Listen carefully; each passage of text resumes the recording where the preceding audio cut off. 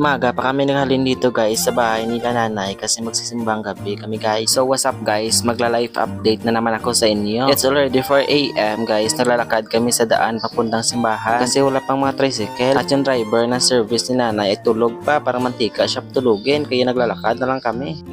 After 13 minutes na paglalakad namin ni nanay, nakarating na kami dito sa simbahan. At pagdating namin dito guys ay marami ng tao, mabuti na lang ay may mga upuan pa na bakante. Dalawa lang pala kami ngayon guys ni nanay ang nagsimba kasi ang isa kong tita ay hindi siguro nakabugtaw. Kaya hindi na lang namin hinintay, baka malate pa kami. At nakaupo na kami dyan guys sa may upuan habang naghihintay. After few minutes guys ay nasugod na ang misa. Balik apat na misa ng simbang gabi na pala ito guys. At nagpipiyong-piyong na ako dyan guys. Akala nila nagpipray lang ako, hindi nila alam nag-iiklip na pala ako.